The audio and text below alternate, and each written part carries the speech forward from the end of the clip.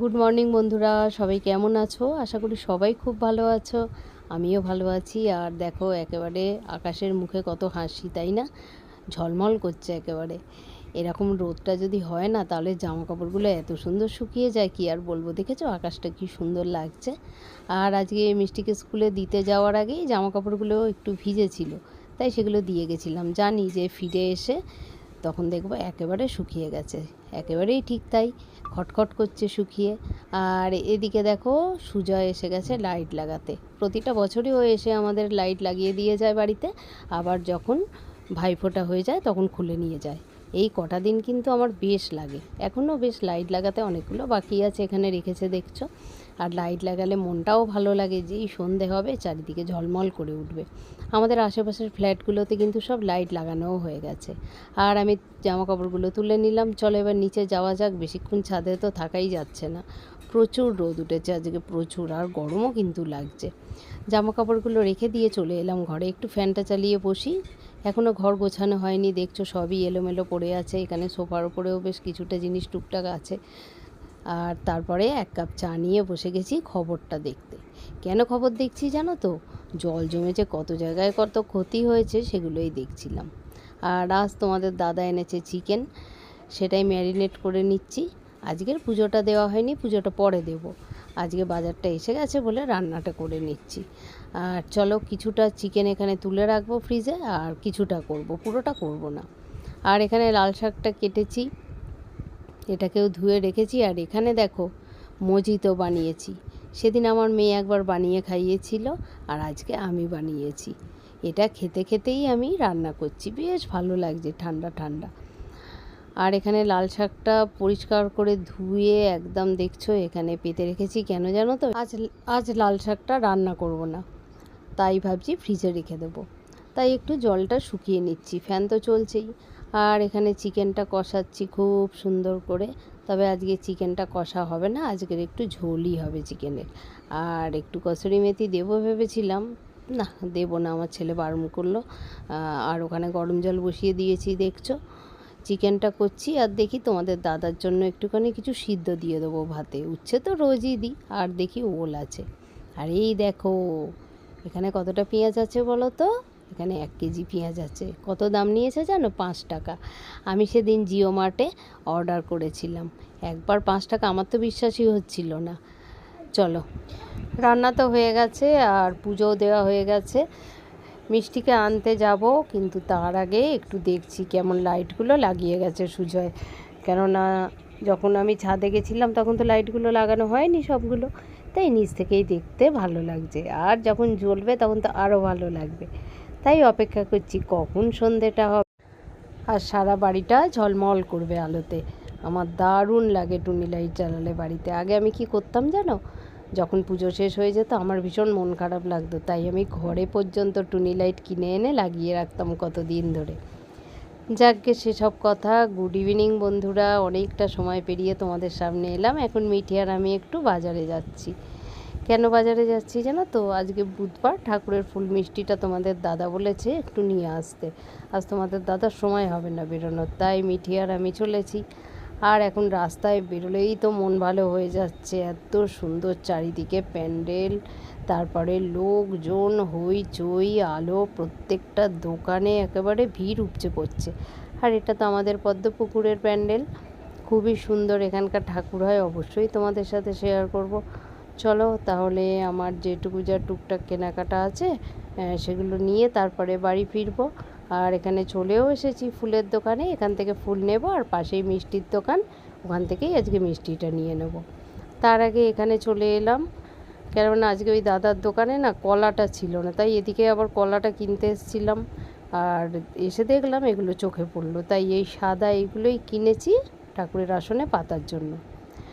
তারপরে মিঠি আর আমি আবার বাড়ি ফিরছি দেখো, টোটো করে দুজনে মিলে। কিন্তু আজকে ভাবছিলাম সামনে এখানে যা প্যান্ডেল হয়েছে, অনেক টোটো আবার যেতেও দিচ্ছে না। যাক, উঠে তো পড়েছি, দেখি যতটা যাওয়া যায়। তারপর বাড়ি ফিরে এসেছি বন্ধুরা। বাড়ি ফিরে এসে একেবারে রান্নাঘরে চলে এসেছি।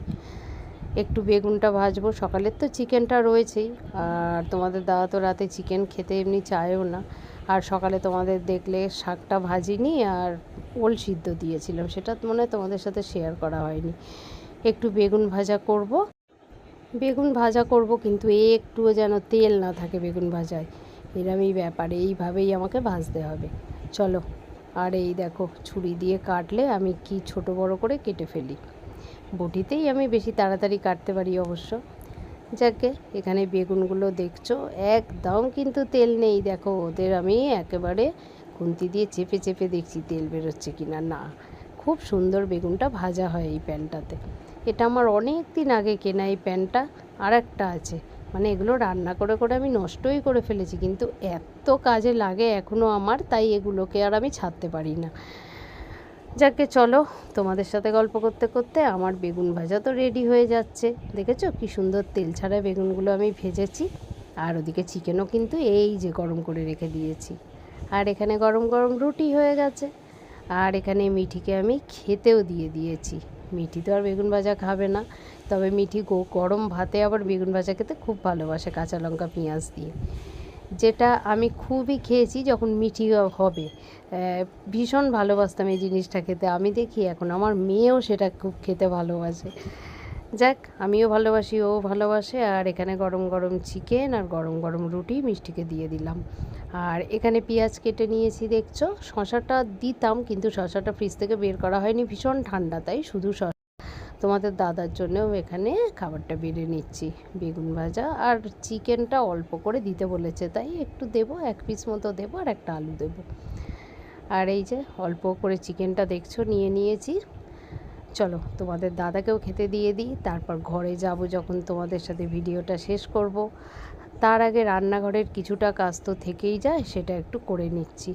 হ্যাঁ, তোমরা ভাবছো হয়তো আমি আর অজয় তো খেলাম না, তারপরে অজয় আর আমিও খেয়েছি, কিন্তু সেটা আর ভিডিও করা আমার।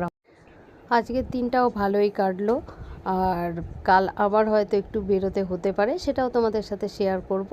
এই দেখো আমার সব গ্যাস ট্যাস মোছা হয়ে গেছে, এটা প্রতিদিনেরই আমাদের কাজ, হয়তো আমি শেয়ার করি না, কিন্তু প্রত্যেক দিন এই কাজটা আমায় করতে হয়।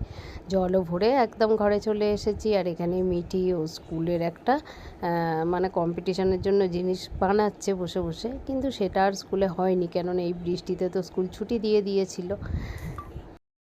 এখন বাজে রাত 11:30 বন্ধুরা।